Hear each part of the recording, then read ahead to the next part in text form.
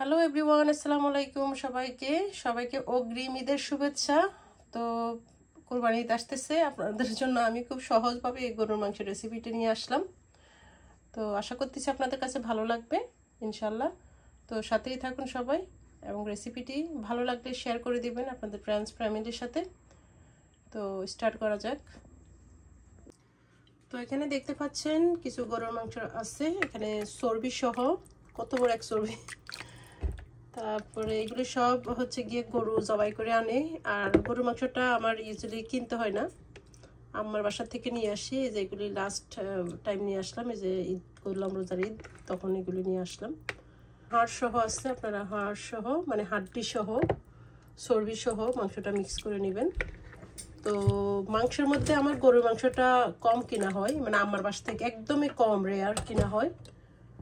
এই আমার বাসা থেকে সবসময় নিয়ে আসি। এখন মাংসগুলো আমি ছোটো ছোটো করে পিস করে নিব, টুকরো করে নিতে হবে। আর মাংস সবসময় এবার বড়ো করে রাখা ভালো আর কি। ছোটো ছোটো টুকরো না করে রেখে বড় বড় পিস করে রাখলে ওই মাংসের টেস্টটা ভালো থাকে।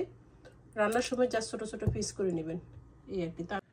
তো একটু দেখিয়ে দিচ্ছি, এই হচ্ছে আমার মাংসের পিসগুলি, মিডিয়াম সাইজ করে নিচ্ছি আমি। আর বড় বড় কয়েকটা পিস নিচ্ছি, এই যে চর্বি, একদম সব ফালাইনি কিন্তু 4 পিসের মতো নিছিলাম একদম। এই যে মানে মাংসের মধ্যে একটু চর্বি চর্বি থাকলে ভালো লাগে আর কি, সুন্দর লাগে দেখতে। তো এই 4 পিস নিছি, আর এগুলি ফেলে দিছি। এগুলো আঁশ হালকা পাতলা একটু চর্বি ছিল, এগুলি ফেলে দিছি। তো মাংস একটু ক্লিন করে কাটলে খুব ভালো হয় আর কি, সুন্দর করে। আশেপাশে যে আঁশ থাকে সেগুলো অনেকে জানে না ফালাইতে, বাট পরে দেখতে ভালো লাগে না, ওগুলি আসলে ফেলে দেওয়া উচিত। তো এই আর কি। তো আমি সুন্দর করে ক্লিন করে কেটে নিছি, একটা ঝাঁঝরিতে রাখছি পানিটা ঝরে যাওয়ার জন্য। এখানে দেখতে পাচ্ছেন কিছু আদা রসুন আমি ছিলে নিলাম, এগুলি ফ্রেশ আদা রসুন। তো যতটুক লাগবে আর কি আমার, ঠিক আমি ততটুকুই নিলাম। তো আই থিঙ্ক 3 ইঞ্চিসের মতো লং টুকরো করে নিলাম। আর এখানে রসুন বড় বড়, ওগুলি কোষগুলি খুব বড়, তো 6-7টা নিলে হবে। এখন এগুলো আমি সুন্দর করে ব্লেন্ড করে নিব। এখানে আমি কিছু আস্ত মশলা নিয়ে নিলাম, তার মধ্যে আছে এটা মিক্স করা, মানে ব্ল্যাক পেপার, হোয়াইট পেপার, মানে গোলমরিচ বলে আর কি, সাথে লালটো আছে, সব মিক্স করা 3 রকমের। আর কিছু কালো এলাচ নিলাম 2টা, স্টার আইন্স নিলাম একটুখানি, এই যে। আর কয়টা সাদা এলাচ লং নিছি, আর এটা হচ্ছে জয়ত্রী। এগুলো এখন আমি পাউডার করে নিব। তো দেখতে পাচ্ছেন এখানে গোলমরিচের পরিমাণটা বেশি আছে। গোলমরিচ খাওয়া এমনিতেই খুবই ভালো, শরীরের বিষ ব্যথা অনেক কিছুর জন্য ভালো। আর এখানে দেখতে পাচ্ছেন আমি আদা রসুনটা ব্লেন্ড করে নিলাম। তো এখন এগুলো আমি গুঁড়ো করে নিচ্ছি। তো এই যে দেখতে পাচ্ছেন এখানে আমি পাউডারটা, মানে মশলাটা পাউডার করে নিলাম। তো এখন রান্নার প্রসেসটা দেখাবো।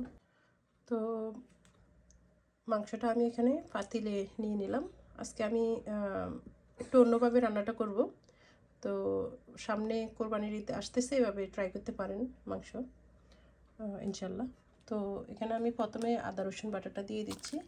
ও এটা ব্লেন্ড হয়নি, রসুন দিয়ে দিলেও চলবে, সমস্যা নেই, সিদ্ধ হয়ে যাবে। আর এখানে সেই গুঁড়ো মশলাটা দিয়ে দিলাম। আই থিঙ্ক আমার পুরোটাই দিয়ে দিলাম। এবার আমি দিয়ে দিচ্ছি এখানে পেঁয়াজ, কুচনো পেঁয়াজ দিয়ে দিচ্ছি। এখানে তেল দিয়ে দিব, বেশি না, অল্প পরিমাণ।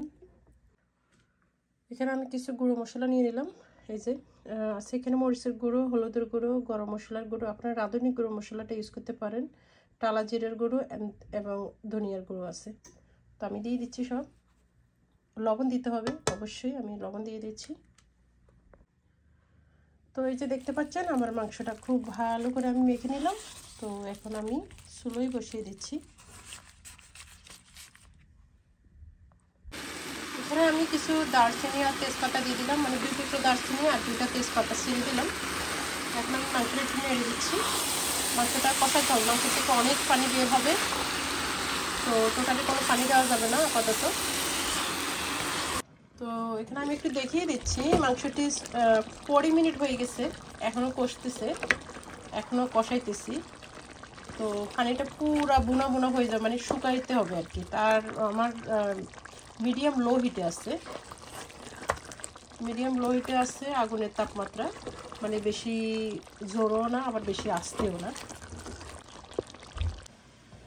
তো আমি অলরেডি নেড়ে দিচ্ছি 2-3 বার করে, মাঝখানে অবশ্যই নাড়তে হবে নাইলে লেগে যাবে। তো দেখতে পাচ্ছেন এই যে তেলটা উপরে ভেসে আসলো, পানিটাও শুকাই গেছে। এখন গিয়ে আমি পানি দিব, মাংসটা মানে কষানো হয়ে গেছে।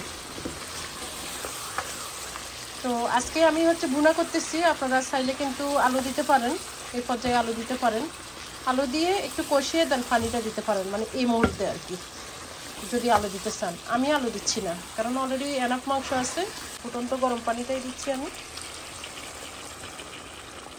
তো ভুনা হবে, বেশি পানি দিব না, দ্যাটস ইট, বেশি পানি দিব না, মাংসটা ভুনা ভুনা হবে। ওকে, সো ভালো করে নেড়ে এখন ঢেকে দিব। তো 5 মিনিট পরে আমি হচ্ছে এখানে টালা জিরের গুঁড়ো দিয়ে দিচ্ছি। টালা জিরের গুঁড়োটা দেওয়ার পরে হচ্ছে দিয়ে লো হিটে আমি আরও 10 মিনিট এটা দমে রাখবো।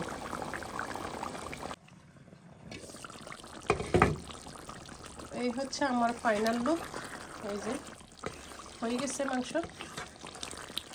আমি এবার চুলাটা অফ করে দিব। আপনারা চাইলে আরও ভুনা করতে পারেন, একদম ভুনা ভুনা করতে পারেন। আমি একটুখানি ঝোল রাখছি, তাহলে এটা রুটি দিয়ে খেতে খুব ভালো লাগবে, রুটি, নান, ভাত সব কিছুর সাথে, অ্যাকচুয়ালি সব কিছুর সাথে খুবই মজা লাগবে।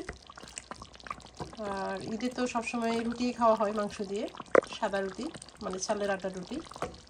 আমি এখন চুলাটা অফ করে দিচ্ছি।